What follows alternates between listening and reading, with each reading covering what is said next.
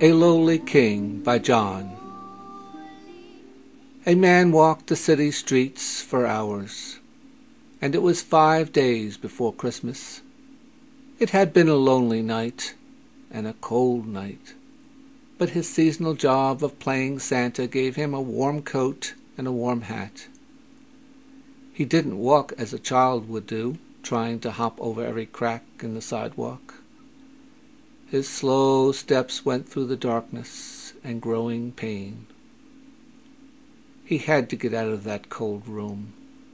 Growing old and all alone in a cold room where only he and the four walls heard the sound of the bed springs is no fun for a kind ho-ho-ho.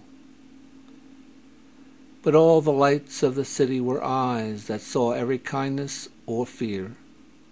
Even the trees that lined the brick sidewalk had emotions and saw his fear. Their branches wanted to grab and hold him. When he felt this growing fury of the trees, he seized a low branch and stripped it of its leaves. And like a lowly king would do to welcome himself, he threw dead leaves in his way. But now even the trees let him pass. He was hungry and going to the old arcade. The old arcade was a glass-covered street and was in the middle of the city. It had kept rain and snow off shoppers for over 75 years, long before the modern malls. There was Ed's hat shop at one end, and the big-time popcorn stand at the other, and in between all kinds of little shops where you can go to get your eyes checked and where you can get the best roasted peanuts you have ever eaten. But the man walked slowly down the middle of the old arcade, and then he saw Ben sweeping the old green-tiled sidewalk.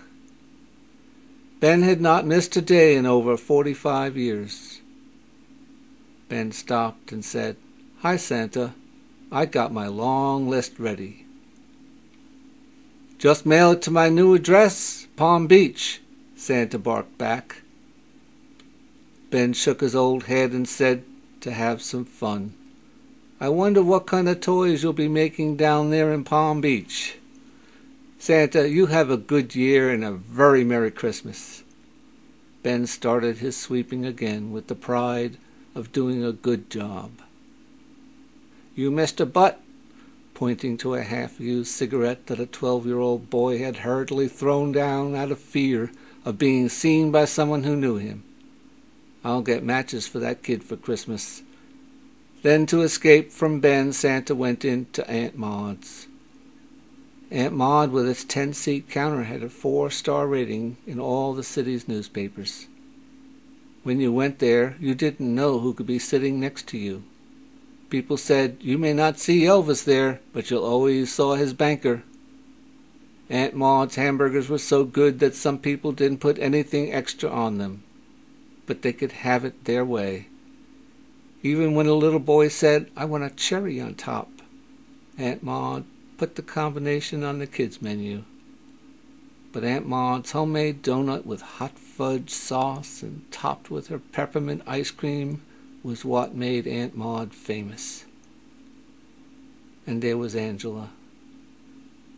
"Hi, Santa," Angela said as her body leaned just a little over the counter.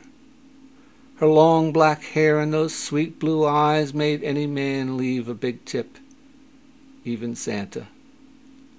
He sat down and pulled down his fake beard. "You're my Santa," he said, and Angela playfully gave him a kiss on the nose. His nose was glowing a bright red from a warming heart.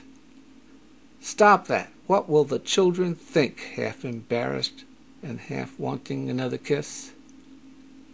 "It's good for the children to see Santa kissing." Then Angela calmly straightened up and ordered, "1 Santy burger with a cherry on top, 1 salad with reindeer dressing, 1 Christmas donut, and 1 large Coke." Then to him, "Santa, did I get that right?" "Yes, as always," as he looked in her blue eyes and remembered her at Collin High School. When Christmas is over, do you dress up as the Grim Reaper for a New Year's Eve party? Angela saw his face go blank and sad, but she knew that this Santa was a good man. As she looked at him with that Santa suit, Angela shyly asked, "If you are not going to be the Reaper, I need someone to take me to a party. Would Santa like to go with me?" He held her hand and said, "Santa can't make it, but will I do?" "Yes, but no rain, dear." And they kissed, the kiss they both wanted. When Santa left Aunt Maud's and Angela, he saw Ben still sweeping the old arcade sidewalks.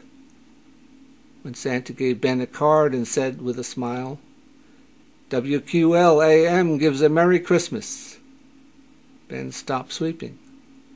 The card was the grand prize in the WQLAM radio Santa Watch. Ben got enough to fill all his family's stockings for many years and much more. But Santa got what he wished for. It was hope.